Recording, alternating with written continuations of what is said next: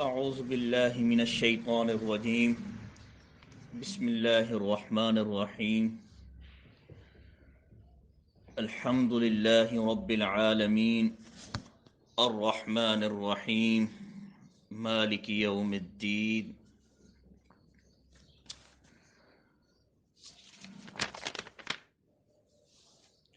اس سے پہلے ہم نے قرآن مجید کی اصطلاحات کے حوالے سے پڑھا تھا۔ یہ بات آپ نے نوٹ کرنی ہے، جو آپ کو اصطلاحات لکھوائی گئی ہیں یہ اصطلاحات القرآن ہیں، یعنی مطلب یہ ہے کہ یہ قرآن مجید کی اپنی خاص اصطلاحات ہیں۔ ایک ہوتا ہے اصول تفسیر، اس کے اندر جو اصطلاحات بیان کی جاتی ہیں وہ الگ ہوتی ہیں۔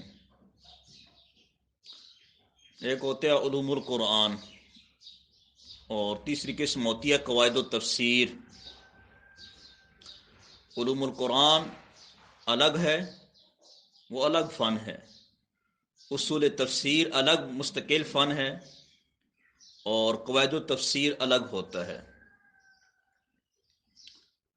تو اصول تفسیر کے حوالے سے تو انشاءاللہ جو ہے وہ پھر کوئی موقع ملا تو تفصیل سے پڑھیں گے، کیونکہ اصول تفسیر ایک مستقل بحث ہے، تو وہ لمبی چوڑی مباحث کرائی جاتی ہیں۔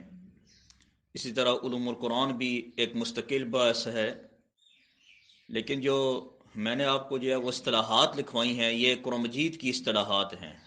یعنی قرآن کے اندر مفسرین کرام بعض مقامات کے اوپر کوئی اصطلاح بیان کر دیتے ہیں، وہ میں نے آپ کو جو ہے وہ لکھوا دی ہیں۔ یہ بھی اصول تفسیر میں سے ایک حصہ ہے اس کا۔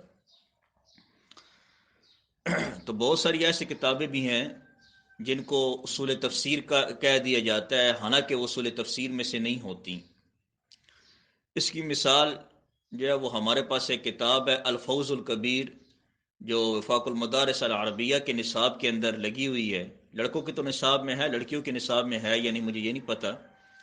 الفوز الکبیر حضرت شاہ ولی اللہ محدث دہلوی رحمۃ اللہ علیہ کی ہے۔ اب الفوز الکبیر کو بطور اصول تفسیر پڑھایا جاتا ہے، حالانکہ الفوز الکبیر جو ہے وہ حضرت شاہ ولی اللہ محدث دہلوی رحمۃ اللہ علیہ کی اپنی ذاتی اصطلاحات ہیں۔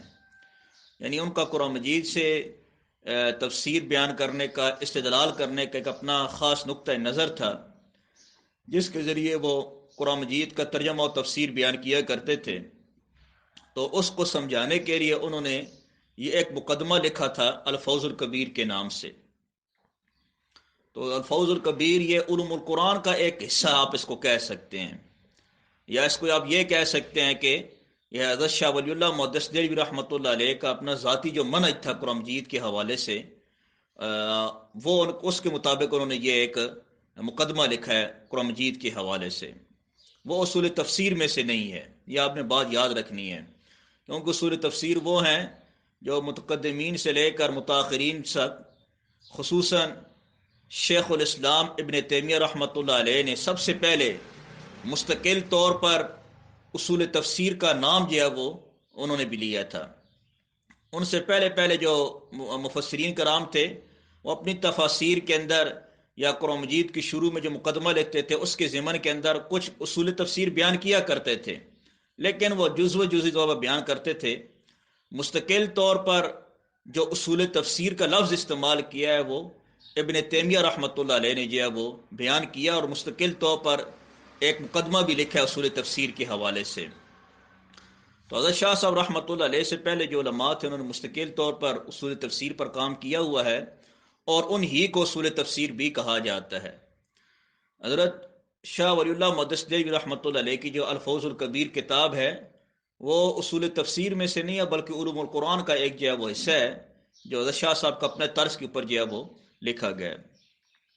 برکیف ہم نے جو ہے وہ ان 3 دنوں کے اندر مختلف اصطلاحات پڑھی، جن کا خلاصہ میں نے جو ہے وہ لکھوا دیا۔ انشاءاللہ مزید بات ساتھ ساتھ آ جائے گی۔ آج جو ہم قرآن مجید کی سورت شروع کر رہے ہیں اس کا نام ہے سورۃ الفاتحہ۔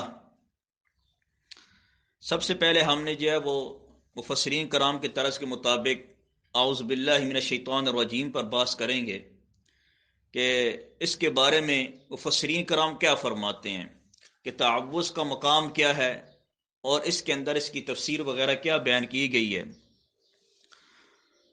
تو علماء مفسرین کرام فرماتے ہیں تعوذ یعنی اعوذ باللہ من الشیطان الرجیم کو تسمیہ یعنی بسم اللہ پر جو ہے وہ 7 وجوہات کی وجہ سے کر کے مقدم کیا جائے، یعنی 7 وجوہات ہیں جن کی بنا پر اعوذ باللہ کو بسم اللہ سے پہلے جو ہے وہ لکھا بھی جاتا ہے اور پڑھا بھی جاتا ہے۔ سب سے پہلی وجہ جمہور مفسرین کرام فرماتے ہیں کہ قرآن مجید کی تلاوت کے وقت تعوذ تسمیہ سے کیا ہوتی ہے، مقدم ہوتی ہے۔ یہی وجہ ہے کہ جب عام طور پر قرآن مجید کی تفسیر یا ترجمہ کیا جاتا ہے تو اس سے پہلے جو ہے وہ تعوذ کو لکھا اور پڑھا جاتا ہے۔ دوسری وجہ سورہ فاتحہ کے اندر جب ہم نماز کے اندر سورہ فاتحہ پڑھتے ہیں تو پہلی رکعت کے اندر ہم فاتحہ سے پہلے اعوذ باللہ بھی پڑھتے ہیں اور بسم اللہ بھی پڑھتے ہیں، اور وہاں پر بھی جو ہے وہ اعوذ باللہ من الشیطان الرجیم تسمیہ پر کیا ہوتی ہے، مقدم ہوتی ہے۔ اس لیے قرآن مجید کے اندر بھی جو ہے وہ بسم اللہ کو جو ہے وہ کے اوپر جو ہے وہ تعوذ کو مقدم کیا گیا ہے۔ اور تیسری اس کی وجہ مفسرین کرام نے یہ لکھی ہے کہ 2 چیزیں ہوتی ہیں، ایک ہے نقصان سے بچ جانا اور دوسرا ہوتا ہے کہ فوائد کا حاصل ہو جانا۔ اعوذ باللہ کے اندر انسان جو ہے وہ اپنے نقصانات کے حوالے سے پناہ لیتا ہے کہ اللہ ان تمام نقصانات سے مجھے بچا لے جو میری زندگی کے اندر یا مابعد الحیات پیش آنے والے ہیں، ان سے مجھے بچا دے۔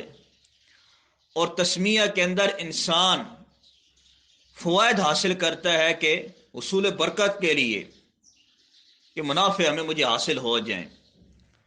تو عقلی طور پر بھی اس بات پر مفسرین کرام فرماتے ہیں کہ عقل بھی یہ تقاضا کرتی ہے کہ نقصان سے بچ جانا فائدے کے مل جانے سے زیادہ بہتر ہے۔ نقصان سے بچ جانا فوائد سے ملنے سے بہت زیادہ بہتر ہے، اور کیونکہ اعوذ باللہ کے اندر نقصان سے بچنا ہے اس لیے جو ہے وہ اعوذ باللہ کو یعنی تعوذ کو تسمیہ پر مقدم کیا جاتا ہے۔ چوتھی وجہ مفسرین کرام نے یہ بیان کی ہے کہ تعوذ میں بہت ساری تکالیف دہ چیزوں سے پناہ مانگی جاتی ہے، کیونکہ دنیا کے اندر خیر کا راستہ ایک ہی ہے، لیکن جو گمراہی کا راستہ ہے اور تکالیف دہ چیزوں کا روحانی اور جسمانی لحاظ سے راستے ہیں وہ مختلف موجود ہیں۔ تو ظاہری بات ہے کہ جب نقصانات زیادہ ہیں اور فوائد کم ہیں اور نقصانات کے مختلف راستے ہیں اور خیر کا راستہ ایک قرآن مجید ہی ہے، اس لیے اس زیادہ کا اعتبار کرتے ہوئے اعوذ باللہ کو یعنی تعوذ کو تسمیہ پر مقدم کیا گیا ہے، تاکہ جو بہت ساری تکلیف دہ چیزیں ہیں ان سے پہلے پناہ مانگ لی جائے اور اس کے بعد جو ہے وہ خیر کے راستے کو تسمیہ پڑھ کر جو ہے وہ حاصل کیا جائے۔ پانچویں وجہ مفسرین کرام نے یہ بیان کی ہے تعوذ کو تسمیہ پر مقدم کرنے کی کہ تسمیہ کے اندر انسان زیادہ تر دنیاوی مقاصد کے اندر برکت حاصل کرنے کے لیے پڑھتا ہے۔ تسمیہ یعنی بسم اللہ الرحمن الرحیم، انسان جو ہے وہ اس کے اندر دنیاوی مقاصد کو زیادہ تر دنیاوی مقاصد کے اندر برکت حاصل کرنے کے لیے تسمیہ کو پڑھتا ہے، اور تعوذ کے اندر ایمان کے دشمن شیطان سے پناہ مانگنے کے لیے جو ہے وہ اعوذ باللہ من الشیطان الرجیم کو پڑھتا ہے۔ تو ظاہری بات ہے کہ شیطان دشمن سے ایمان کی حفاظت کرنا یہ دنیاوی مقاصد سے کیا ہے زیادہ بڑھ کر ہے، اور اللہ تعالیٰ کے ہاں بھی یہ زیادہ مقبول ہے، اس لیے مفسرین کرام فرماتے ہیں کہ پہلے تعوذ کو پڑھا جاتا ہے، کیونکہ اس کے اندر شیطان جو انسان کا ازلی دشمن ہے اور خصوصاً ایمان کا دشمن ہے، اس سے جو ہے وہ پناہ مانگ لی جائے۔ چھٹی وجہ یہ ہے کہ جب انسان ایمان لاتا ہے تو ایمان لانے کے بعد قرآن مجید اور حدیث کے مطابق سب سے پہلے اس کے اوپر لا الہ الا اللہ پڑھنا لازم ہو جاتا ہے۔ اور کلمے کے اندر مفسرین کرام فرماتے ہیں غور کیا جائے تو لا الہ الا اللہ کے اندر بھی سب سے پہلے سلب ہے۔ سلب کا مطلب ہے یعنی نفی۔ کلمے کے اندر بھی سب سے پہلے نفی ہے کہ لا الہ، کہ انسان جب بھی مسلمان ہوتا ہے سب سے پہلے کیا کرتا ہے؟ نفی کرتا ہے کہ لا الہ، کوئی بھی عبادت کے لائق نہیں الا اللہ، پھر بعد میں کیا کرتا ہے؟ اس بات کرتا ہے۔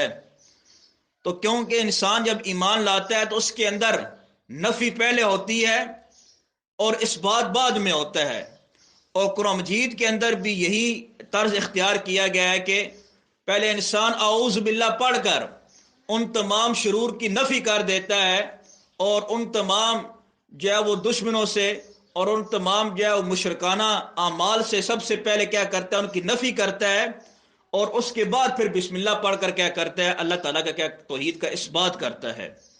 تو جس طرح انسان ایمان لے کے آتا ہے تو اس کے اندر نفی مقدم ہوتی ہے اور اس بات مؤخر ہوتا ہے، اسی طرح قرآن کے اندر بھی تعوذ پڑھ کے انسان اپنے ایمان کے مطابق پہلے نفی کو مقدم کرتا ہے اور پھر بعد میں تسمیہ پڑھ کر قرآن مجید کو کیا کرتا ہے؟ شروع کرتا ہے۔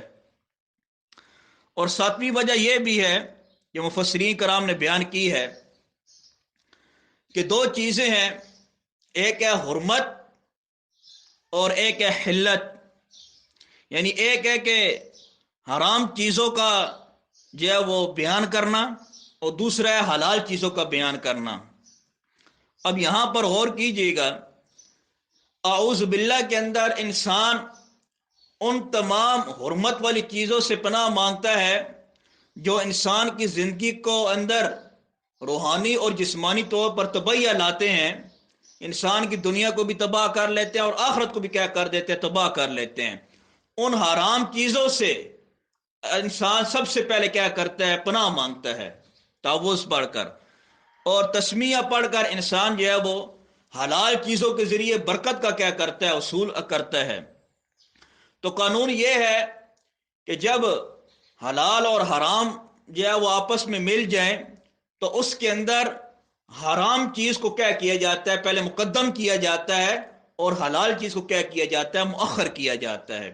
تو اسی کو مد نظر رکھ کر مفسرین کرام فرماتے ہیں کہ اعوذ باللہ کو جو ہے وہ تسمیہ پر مقدم کیا جاتا ہے، کیونکہ اعوذ باللہ کے اندر انسان حرمت والی چیزوں سے پہلے کیا کرتا ہے؟ پناہ مانگتا ہے، اور پھر تسمیہ پڑھ کر کیا کرتا ہے؟ حلال کی چیزوں کو کیا کرتا ہے؟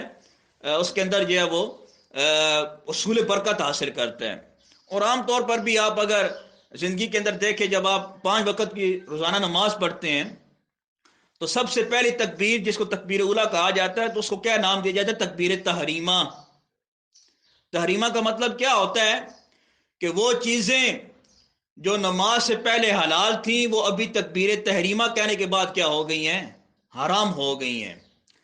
تو ہمیں نماز سے بھی یہ سبق حاصل ملتا ہے کہ جو حرمت والی جانب ہوتی ہے اس کو مقدم کیا جاتا ہے، پہلے انسان حرمت والی چیزوں کو ختم کرتا ہے، ان سے پناہ مانگتا ہے، اس کے بعد نماز کو کیا کرتا ہے؟ شروع کرتا ہے۔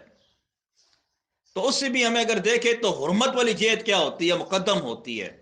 تو قرآن کے اندر پڑھنے وقت بھی تعوذ کو اعوذ باللہ کو پہلے سے نہیں پڑھا جاتا ہے تاکہ حرمت والی چیزوں کی نفی کی جائے اور اس کے بعد جو ہے وہ برکت والی چیزوں کو کیا کیا جائے؟ حاصل کیا جائے۔ تو یہ تو تعوذ کے حوالے سے بات تھی، اس کے حوالے سے مفسرین کرام نے جو ہے وہ لمبی چوڑی مباحث کی ہیں، مختصر انداز کے اندر میں نے کچھ 7 نکات آپ کو اس کو بیان کر دی ہیں۔ دوسری بات یہ ہے کہ جو اہم چیز جو ہمارے اساتذہ کرام اور دیگر مفسرین کرام جو ہے وہ بیان کرتے ہیں کہ تعوذ کے کون سے الفاظ پڑھنا زیادہ اولا ہیں۔ یا آپ نے جو ہے وہ اگر تجوید پڑھی ہوگی ہم جائے گیا کوئی ماہر اساتذہ کی نگرانی کے اندر یا کسی خاص جو کتاب اس فن کے اوپر لکھی گئی اس کے اندر مطالعہ کیا ہوگا تو آپ نے بالکل شروع کے اندر یہ پڑھا ہوگا مقدمے کے اندر یا اس کی ابتدا کے اندر کہ تعوذ کے حوالے سے مختلف قسم کے الفاظ حدیث کے اندر نقل کیے جاتے ہیں. تعوذ صرف یہ نہیں ہے کہ اعوذ باللہ من الشیطان الرجیم، بلکہ مختلف قسم کے الفاظ آپ صلی اللہ علیہ وسلم سے جو ہے وہ صحابہ کرام رضوان اجمعین سے نقل کیے جاتے ہیں، مطلب صحیح سند کے ساتھ نقل کیے جاتے ہیں کہ تعوذ کے اور بھی بہت سارے کیا الفاظ کے ہیں موجود ہیں. تو آیا قرآن مجید کی تلاوت سے پہلے اور عام طور پر جب انسان شیطان سے پناہ مانگتا ہے تو کون سے الفاظ پڑھنا زیادہ اولا ہیں؟ اس میں کوئی شک نہیں ہے کہ قرآن مجید کی تلاوت ہو یا کوئی بھی پناہ کا کام ہو تو اس کے اندر آپ کوئی بھی اعوذ باللہ کے جو الفاظ تعوذ کے حوالے سے حدیث کے اندر منقول ہے پڑھنا جائز ہے، ٹھیک ہے. لیکن زیادہ راجح کیا ہے، زیادہ کون سا پسندیدہ الفاظ ہے کہ جن کو آپ وسلم نے اور صحابہ نے اور بعد کے آنے والے علماء نے جو ہے وہ سب زیادہ پسند کیا ہے؟ تو مفسرین کرام فرماتے ہیں جیسا کہ علامہ ابن جزری رحمۃ اللہ علیہ، علامہ ابو عمر دانی رحمۃ اللہ علیہ اور ائمہ اربعہ امام ابو حنیفہ، امام مالک، امام شافعی، امام احمد بن حنبل رحمہ اللہ، اور اس کے علاوہ مشہور مفسر قرآن علامہ ابن عطیہ الاندلسی. یہ نام آپ نے یاد رکھنا ہے کہ اکثر اس کو اندلس کہتے ہیں. عربی کے اندر یہ اندلس نہیں ہے بلکہ اندلس دال کے اوپر پیش ہے، لام پر جو ہے وہ زبر، اندلس اس کا اصل جو ہے وہ لفظ یہ ہے.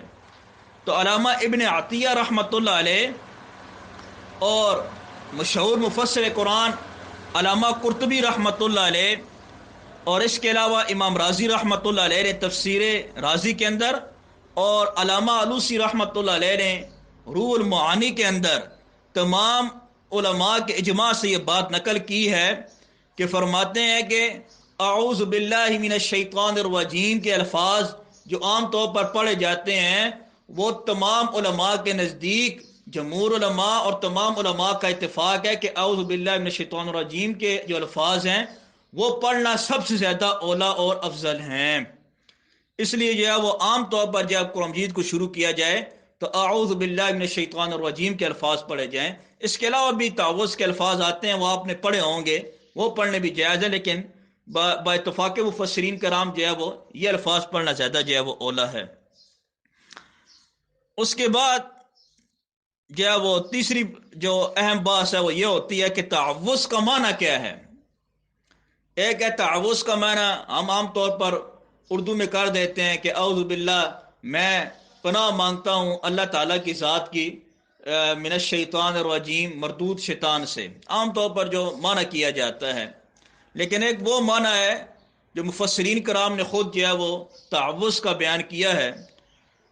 تو فرماتے ہیں مشہور مفسر قرآن حافظ ابن کثیر رحمۃ اللہ علیہ نے تفسیر ابن کثیر کے اندر انہوں نے ایک معنی بیان کیا ہے اعوذ باللہ کا کہ اعوذ باللہ من الشیطان الرجیم کا معنی یہ ہے کہ اللہ تعالیٰ کی مدد کے ذریعے، اللہ تعالیٰ کی مدد کے ذریعے میں پناہ لیتا ہوں شیطان مردود سے کہ وہ دنیا میں کوئی نقصان نہ پہنچائے مجھے.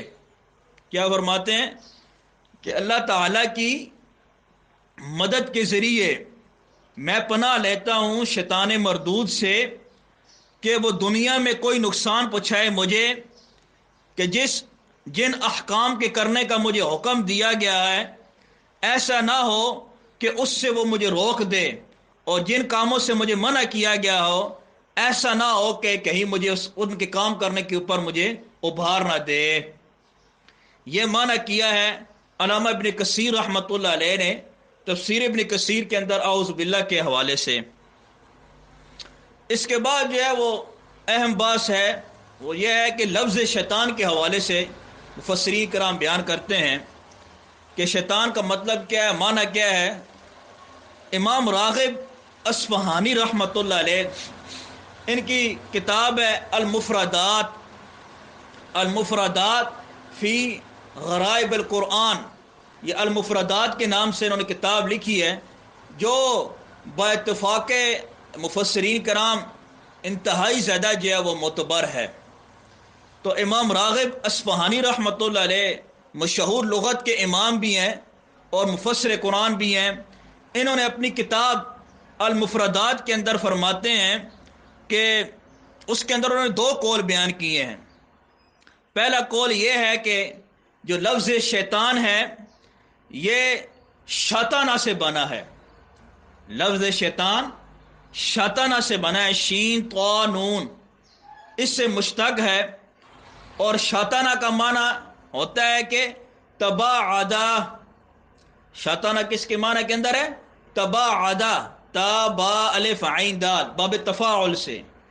شاطانہ تباعدا کے معنی میں ہے، جس کا معنی اردو میں کیا جاتا ہے کہ دور ہونا، کیونکہ شیطان بھی اللہ تعالیٰ کی رحمت سے دور ہو گیا تھا کہ جب اس نے اللہ تعالیٰ کی نافرمانی کی، حکم نہ مانا، تو اللہ تعالیٰ نے اس کو شیطان کہا اور اس کو اپنی رحمت سے کیا کر دیا تھا؟ دور کر دیا تھا۔ اس لیے جو ہے وہ شیطان اللہ تعالیٰ کی رحمت سے دور ہوتا ہے، اس لیے اس کو جو ہے وہ شیطان کہا جاتا ہے۔ ایک قول انہوں نے یہ لکھا ہے۔ دوسرا قول وہ یہ فرماتے ہیں کہ شیطان یہ شاطا یشیتوں سے مشتق ہے، یعنی باب ضرب یضرب سے ہے کہ شیطان شاطا یشیتوں سے مشتق ہے، بمعنی احتورے کا غضبان۔ شاطا یشیتوں کا معنی کیا بن کریں گے؟ احتورے کا غضبان، احتورے کا غضبان یعنی غصے میں جلتا ہوا۔ احتورے کا غضبان کا مطلب کیا ہے؟ کہ غصے کے اندر جلنے والا، یعنی غصے کے اندر جلا ہوا۔ اور احتورے کا غضبان کا ایک معنی جو لفظی معنی جو لغت کے مطابق خود امام راغب اصفہانی نے کیا، انہوں نے وہ کہتے ہیں کہ احتورے کا غضبان کا مطلب ہے کہ آگ میں جلایا ہوا۔ احتورے کا غضبان کا مطلب کیا ہے؟ کہ غصے کی آگ میں جلایا ہوا۔ تو شیطان بھی کیونکہ غصے کے اندر، بغض کے اندر، حسد کی آگ کے اندر، کینہ پروری کے اندر وہ جلتا رہتا ہے۔ جس دن سے اللہ تعالی نے آدم علیہ السلام کو پیدا کیا ہے، اس دن سے لے کر قیامت تک آنے والے ہر مومن کے نیک کام کے اوپر وہ حسد کے اندر پڑا رہتا ہے۔ وہ اس ٹوم میں رہتا ہے کہ میں کسی طریقے گمراہ کر دوں ان کو۔ تو جس دن سے آدم علیہ السلام کی پیدائش ہوئی ہے، اس دن سے لے کر قیامت تک یہ حسد اور کینے کے اندر، حسد اور کینے کی آگ کے اندر یہ بھڑکتا رہتا ہے۔ اس لیے جو اس کو کیا کہا جاتا ہے؟ شیطان کہا جاتا ہے۔ اور یہ خود بھی بھڑکتا ہے حسد اور کینے کے اندر، اور اپنے ساتھ جو دنیا کے اندر انسان موجود ہے ان کو بھی کیا کرتا رہتا ہے؟ بھڑکاتا رہتا ہے۔ اس لیے اس کو کیا کہا جاتا ہے؟ شیطان کہا جاتا ہے۔ تو خلاصہ کلام کیا نکلا؟ امام راغب اصفہانی رحمۃ اللہ فرماتے ہیں کہ لفظ شیطان یا تو شاطانہ سے مشتق ہے جس کا معنی ہے رحمت سے دور ہونا، یا یہ شاطا یشیتوں سے مشتق ہے جس کا معنی ہوتا ہے کہ غصے کی آگ میں جلتے رہنا۔ اس کے علاوہ دوسرا جو ایک اور اہم بات ہے وہ یہ کرائی جاتی ہے کہ آیا شیطان کو کن وجوہات کی بنا کے اوپر ابلیس کو جو ہے وہ شیطان بنایا گیا، کہ وہ کون سی بنیادی وجوہات ہیں جن کی وجہ سے کر کے ابلیس کو جو ہے وہ شیطان بنا دیا گیا ہے۔ اس حوالے سے مفسرین کرام لمبی چوڑی مباحث لکھتے ہیں۔ ہمارے اساتذہ کرام مفسرین کرام کے حوالے سے 3 بڑی وجوہات بیان کرتے تھے جو قرآن مجید کے اندر کیا موجود ہیں۔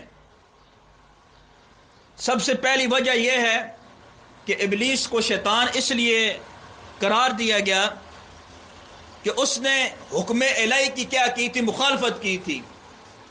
اللہ تعالیٰ نے فرمایا تھا کہ آدم علیہ السلام کو سجدہ کرو، اس نے آدم علیہ السلام کو سجدہ کرنے سے انکار کر کے حکم الہی کی مخالفت کی تھی، اس وجہ سے اس کو ابلیس سے شیطان بنا دیا گیا۔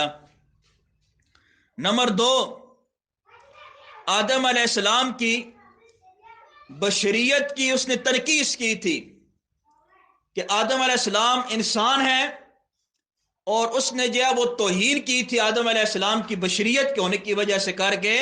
تو اللہ تعالیٰ نے جو ہے وہ جب اس نے آدم علیہ السلام کی جو ہے وہ توہین کی تو اللہ تعالیٰ نے اس کو کیا کر دیا؟ شیطان بنا قرار دیا. تیسری اہم وجہ وہ یہ ہے کہ اس نے نبوت کی عظمت و فضیلت اور شان و شوکت سے کیا کر دیا تھا؟ حسد کی تھی کہ آدم علیہ السلام کو اللہ تعالیٰ نے نبی بنانا تھا، اور جب شیطان کے سامنے یہ بات آئی کہ یہ نبی بنے گا اور یہ جو ہے وہ جنات اور فرشتوں سے بھی افضل ہوگا، تو اس نے حسد میں آ کر نبوت کی کیا کر دی تھی؟ توہین کر دی تھی. اور نبوت کی عظمت کی توہین کرنے کی وجہ سے کر کے اللہ تعالیٰ نے اس کو ابلیس سے کیا کر دیا؟ شیطان بنا دیا. اب یہ ذرا غور کیجئے گا کہ یہ 3 بنیادی وجوہات ہیں جن کی وجہ سے کر کے یہ خود قرآن کے اندر موجود ہیں. سمجھ میں آیا کہ پہلے پارے سے لے کر اور تقریباً تمام صورتوں کے اندر یہ بیان چلتا رہتا ہے شیطان کے حوالے سے. پورا مکالمہ بھی نقل کیا گیا ہے 23ویں پارے کے اندر، اس کا جو ہے وہ مکمل ڈیٹیل نقل کی گئی ہے اس کے اندر. تو یہ بنیادی 3 وجہ تھی جس کو یہ سے کر کے ابلیس کو شیطان بنایا گیا. اور مفسرین کرام فرماتے ہیں دنیا کے اندر اس ٹائم بھی جو شخص اس قسم کی 3 فعل کرتا ہے وہ بھی انسان کی شکل کے اندر شیطان جو ہے وہ بن جاتا ہے. جس طرح ابلیس اللہ تعالیٰ کی رحمت سے دور ہو گیا تھا، ایمان سے محروم ہو گیا تھا، اسی طرح جو انسان بھی کیا وہ کتنا بڑا عالم ہے، کتنا بڑا مفسر ہے، کتنا بڑا محدث ہے، کتنا بڑا صوفی ہے، وہ اپنی جگہ اگر وہ ان تینوں کاموں میں سے کوئی کام کرتا ہے تو وہ بھی ایمان سے کیا ہو جاتا ہے؟ خارج ہو جاتا ہے، اور وہ بھی انسان کی شکل میں ایک شیطان کیا ہو جاتا ہے. اس کے علاوہ امام رازی رحمۃ اللہ علیہ نے اپنی تفسیر کبیر کے اندر، جو تفسیر رازی کے نام سے مشہور ہے، اصل نام اس کا التفسیر الکبیر ہے. امام فخر الدین رازی رحمۃ اللہ علیہ نے اعوذ باللہ کے حوالے سے 10 اہم نکات بیان کیے ہیں. کیونکہ یہاں پر دور تفسیر چل رہا ہے، ابھی ہر چیز کی تفسیر بیان کرنے لگ پڑیں گے تو اصل چیزیں جو ہے وہ ہماری رہ جائیں گی. تو اس لیے اگر کوئی صاحب ذوق ہے تو وہ تفسیر رازی کے اندر الباب الثانی لکھا ہوگا، اس کے اندر اعوذ باللہ کے حوالے سے 10 اہم نکات امام رازی رحمۃ اللہ علیہ نے بیان کیے ہیں. اگر کوئی صاحب ذوق ہے تو وہاں پر مطالعہ کر سکتا ہے. اس کے بعد یہ تو بات تھی اعوذ باللہ من الشیطان الرجیم کے حوالے سے. اس کے بعد دوسری جو اہم بات ہے وہ یہ ہے تسمیہ کے حوالے سے کرائی جاتی ہے کہ اعوذ باللہ کے بعد بسم اللہ کا نمبر آتا ہے. تو فرمایا کہ بسم اللہ الرحمن الرحیم. اس کے حوالے سے سب سے پہلے اس کی بات جو کرائی جاتی ہے وہ بسم اللہ کی با کے حوالے سے کرائی جاتی ہے کہ بسم اللہ کے اندر جو با ہے یہ کس معنی میں کیا ہوئی ہے؟ استعمال ہوئی ہے. مشہور ناوی عالم علامہ ابن حشام رحمۃ اللہ علیہ نے مغنی اللبیب عن کتب الاعاریب، کتاب کا نام دوبارہ سن لیں، مغنی اللبیب عن کتب الاعاریب، الف عین الف را یا با اعاریب. اس کتاب کے اندر وہ فرماتے ہیں کہ لفظ با، یہ تو آپ نے پڑھا ہوا ہے نا کہ با حروف جارہ میں سے ہے. یہ تو بالکل جو پہلے دن داخل ہوتا ہے جامعہ کے اندر اس کو پڑھایا جاتا ہے کہ حروف جارہ 17 ہیں. ٹھیک ہے، تو یہ با حروف جو جارہ میں سے ہے. اس کے حوالے سے وہ فرماتے ہیں کہ با کے 14 معنی جو ہے وہ بیان کیے گئے ہیں. ابن شام رحمۃ اللہ علیہ اور دیگر علماء فرماتے ہیں، حوالے سے انہوں نے لکھا ہے اپنی کتاب جو ہے وہ مغنی اللبیب کے اندر کہ با کے 14 معنی جو ہے وہ بیان کیے جاتے ہیں. لیکن اس کے علاوہ ہمارے شیخ المشائخ رئیس المفسرین امام الموحدین مولانا حسین الوانی رحمۃ اللہ علیہ اور اپنی کتاب مشہور مختصر سی تفسیر بے نظیر اس کا نام ہے، اس کے اندر وہ فرماتے ہیں دیگر علماء کے حوالے سے کہ با کے 21 معنی بیان کیے گئے ہیں۔ تو بارگاہ با کے 21 معنی ہوں یا اس سے زیادہ کم ہوں، یہاں پر بسم اللہ کے اندر کون سا با کا معنی جو ہے وہ مراد لیا جائے گا؟ تو مفسرین کرام نے جو ہے وہ فرماتے ہیں کہ یہاں پر با کے جو ہے وہ 3 معنی ہو سکتے ہیں، جیسے کہ علامہ علوسی رحمۃ اللہ علیہ، امام راضی رحمۃ اللہ علیہ، اور افاق المدارس کے اندر جو تفسیر لگی ہوئی ہے تفسیر بیضاوی، اس کے مصنف قاضی بیضاوی رحمۃ اللہ علیہ اور دیگر مفسرین کرام فرماتے ہیں کہ یہاں پر با جو ہے وہ 3 معنوں کے لیے استعمال ہو سکتی ہے، یعنی یہاں پر جو بسم اللہ کی شروع میں با ہے وہ 3 معنوں میں سے کسی ایک معنی میں استعمال ہو سکتی ہے۔ سب سے پہلا معنی یہاں پر یہ ہے کہ فرماتے ہیں کہ بسم اللہ الرحمن الرحیم کے اندر جو با ہے یہ مصاحبت کے لیے آئی ہے، یہ با مصاحبت کے لیے۔ جنہوں نے یہ شرح متامل پڑھی ہوگی تو انہوں نے پڑھا ہوگا کہ با کا ایک معنی ہوتا ہے مصاحبت کا، جس کو عام طور پر الصاق کہا جاتا ہے، ٹھیک ہے، اسی کو با مصاحبت بھی کہا جاتا ہے۔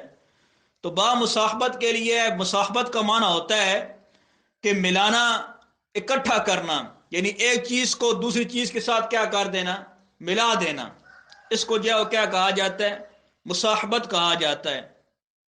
الصاق الشیء بالشیء، یعنی ایک چیز کو دوسری چیز کے ساتھ کیا کر دینا، ملا دینا۔ اور جب یہاں پر بسم اللہ کے شروع میں با مصاحبت کی بنائی جائے گی تو مفسرین کرام فرماتے ہیں کہ اس کا معنی یہ کیا جائے گا کہ میں اللہ تعالی کے نام کے ساتھ اس کی دامن رحمت سے وابستہ ہو کر اور اس کے دامن رحمت سے منسلک ہو کر معاذ اللہ تعالی کی ذات کی رفاقت میں آ کر میں یہ کام کیا کرتا ہوں، شروع کرتا ہوں۔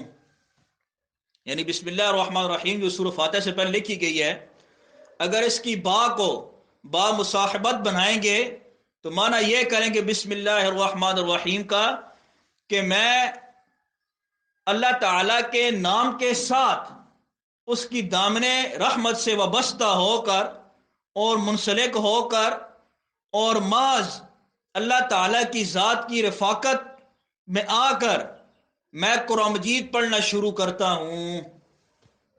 اگر یہ با مصاحبت ہوگی تو یہ معنی کیا جائے گا۔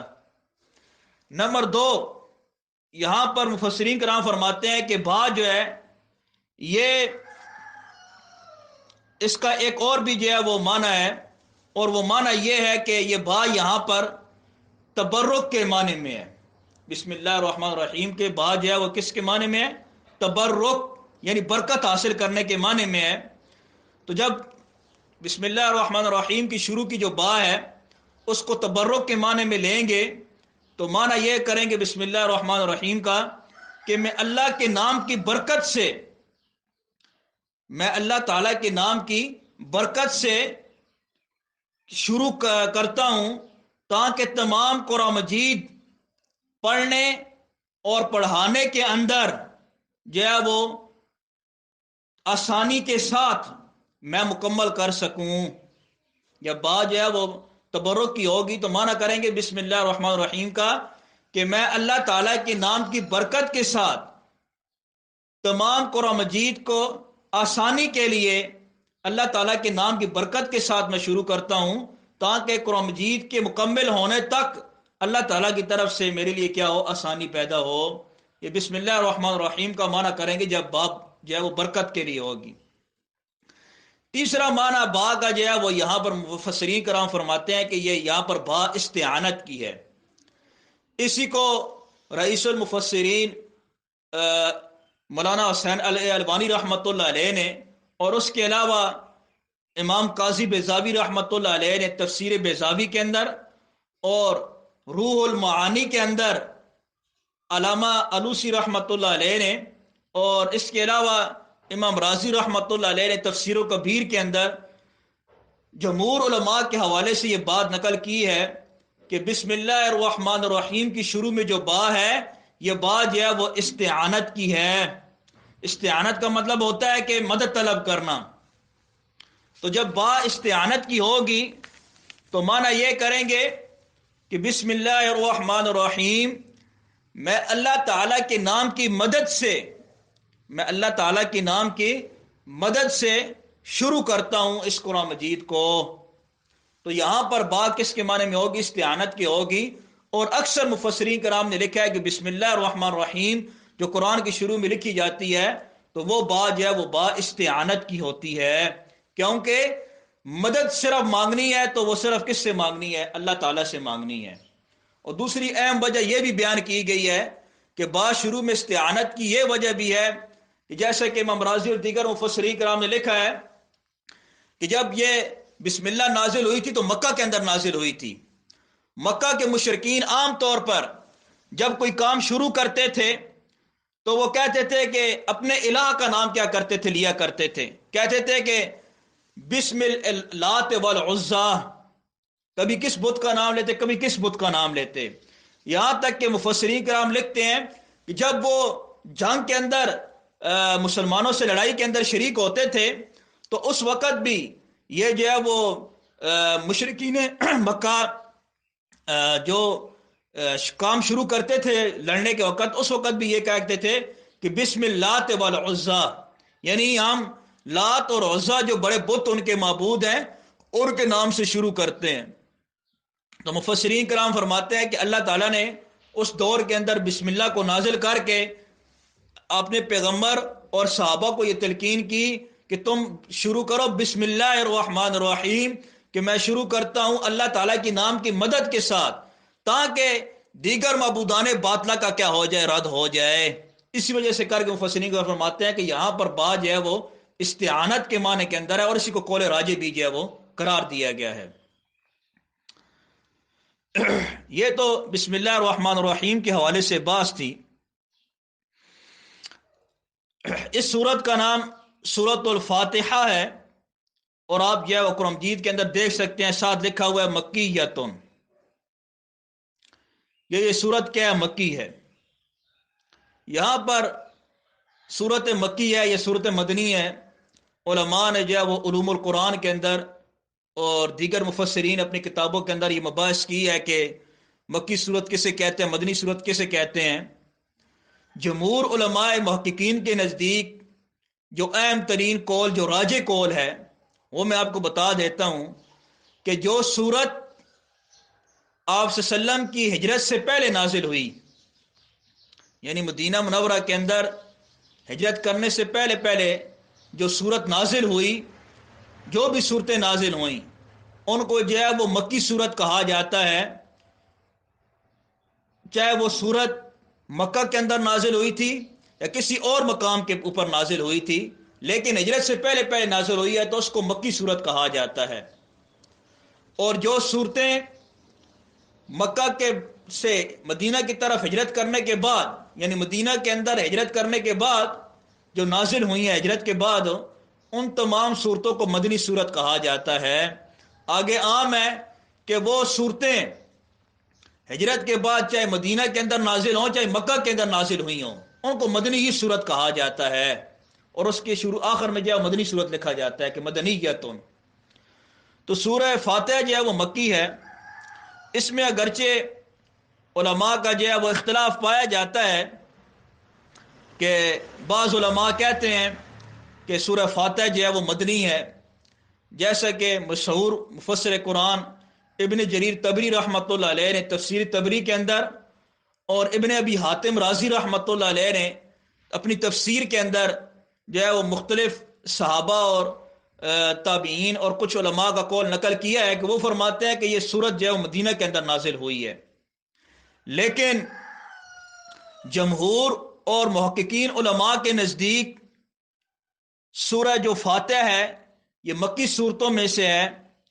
ابن جریر طبری رحمۃ اللہ علیہ نے تفسیری طبری کے اندر، حافظ ابن کثیر رحمۃ اللہ علیہ نے تفسیر ابن کثیر کے اندر، اور اس کے علاوہ علامہ زمخشری رحمۃ اللہ علیہ نے تفسیر کشاف، اور امام رازی رحمۃ اللہ علیہ نے تفسیر کبیر کے اندر یہ بات نقل کی ہے متقدمین اور متاخرین علماء کے حوالے سے، اور اس کے ساتھ ساتھ ان مفسرین کرام نے احادیث صحیحہ اور اقوال صحابہ اور اس کے علاوہ قرآن مجید کی آیات سے استدلال کر کے یہ بات لکھی ہے کہ سورہ فاتحہ با اتفاق علماء، جمہور علماء کے، یہ مکی صورت ہے، مکہ کے اندر یہ کیا ہوئی تھی؟ نازل ہوئی تھی۔ اس کی عام دلیل تو یہ بیان کی جاتی ہے جو آپ سب کو پتہ ہے کہ نماز کب فرض ہوئی تھی؟ مکہ کے اندر فرض ہوئی تھی۔ نماز کب فرض ہوئی تھی؟ مکہ کے اندر کیا ہوئی تھی؟ فرض ہوئی تھی مکہ مکرمہ کے اندر۔ تو یہی وجہ ہے کہ جب نماز فرض ہوئی تھی تو نماز کے اندر جب فاتحہ پڑھی جاتی تھی تو اسی وجہ سے کر کے جو ہے وہ سورہ فاتحہ کو جو ہے وہ مکہ کے اندر کیا ہوئی تھی؟ نازل ہوئی تھی۔ اس کے علاوہ معراج کے موقع کے اوپر جو ہے وہ کچھ جو ہے وہ یہ سورہ فاتحہ کے الفاظ بھی عطا کیے گئے تھے، اور اس کے علاوہ جو ہے وہ اللہ تعالیٰ فرماتے ہیں وَلَقَدْ آتَيْنَاكَ سَبْعًا مِّنَ الْمَثَانِي وَالْقُرْآنِ الْعَظِيمِ، کہ ہم نے آپ کو سبع مثانی اور قرآن عظیم عطا کیا۔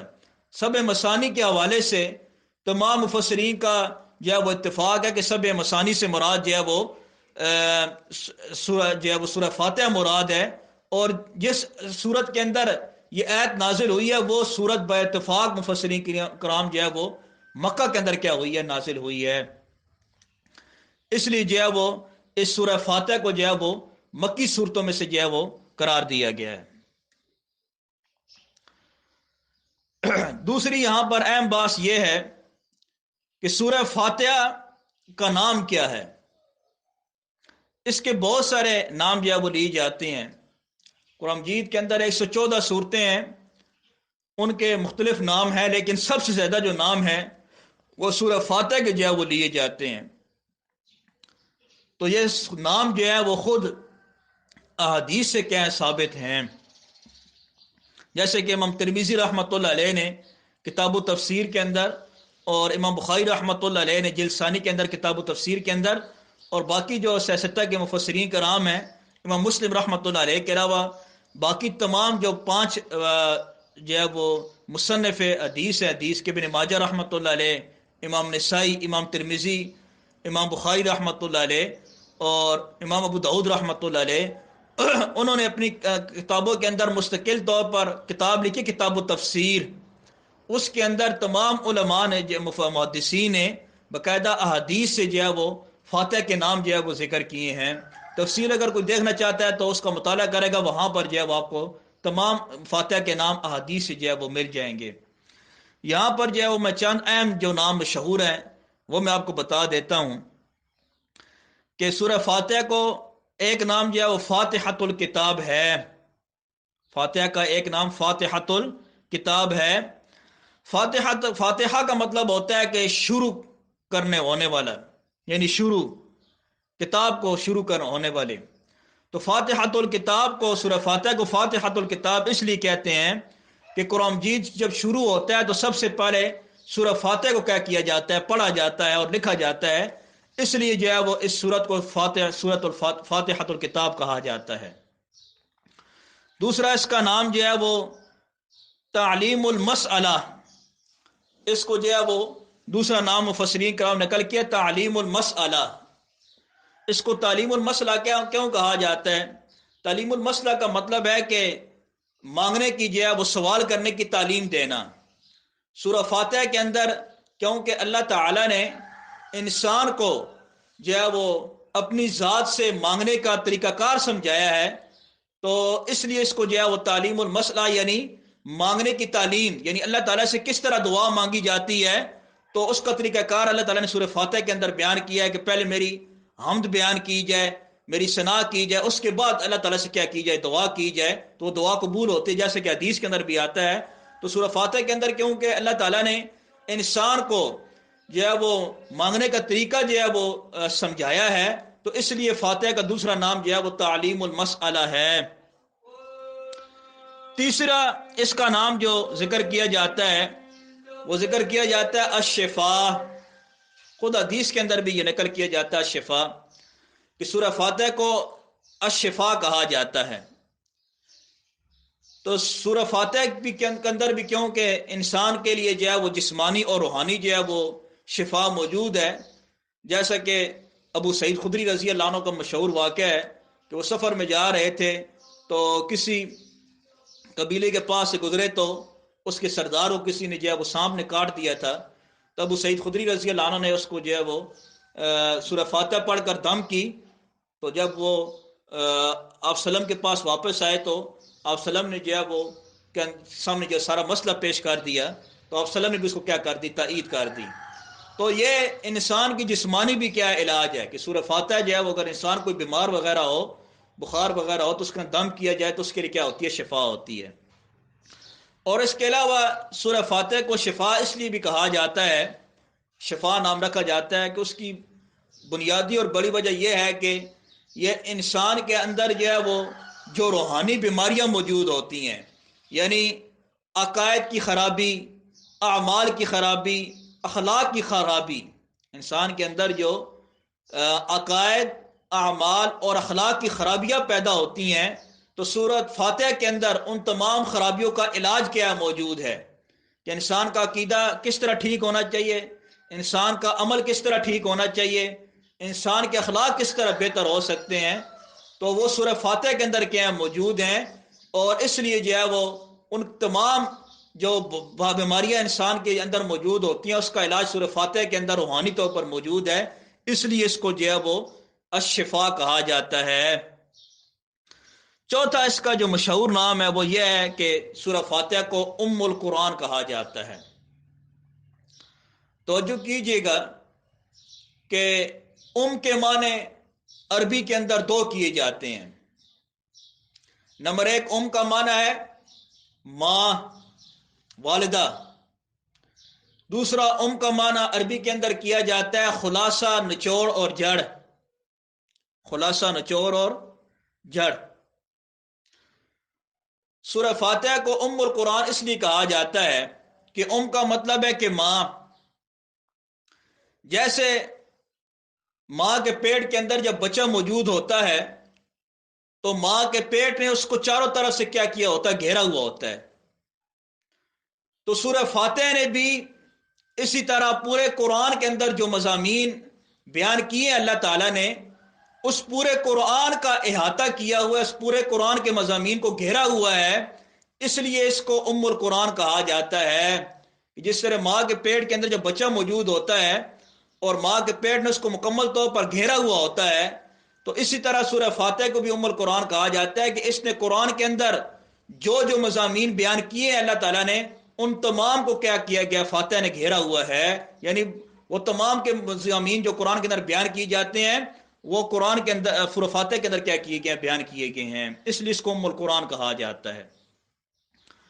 دوسرا، اس کا ام القرآن اس لیے کہا جاتا ہے کہ ام کا مطلب ہے عربی کے اندر اس کا اردو میں معنی کیا جاتا ہے خلاصہ، نچوڑ اور جڑ۔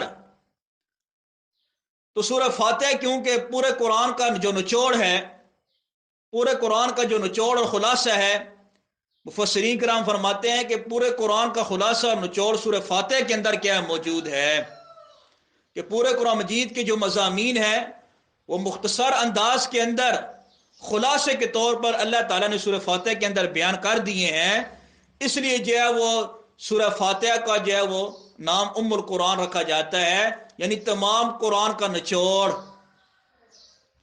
اور اس کو جو ہے وہ ام کا معنی جڑ بھی ہے، جڑ کہتے ہیں بنیاد کو، کہ قرآن مجید کے اندر جتنے جو ہے وہ مرکزی اور بنیادی جو مضامین بیان کی گئی ہیں وہ ان کی بنیاد جو ہے وہ سورہ فاتح ہی پر رکھی گئی ہے، یعنی جتنے مضامین جو ہے وہ سورہ فاتح کے اندر بیان کیے گئے ہیں انہی کی تمام تفصیلات جو ہے وہ پورے قرآن مجید کے اندر بیان کی گئی ہے۔ تو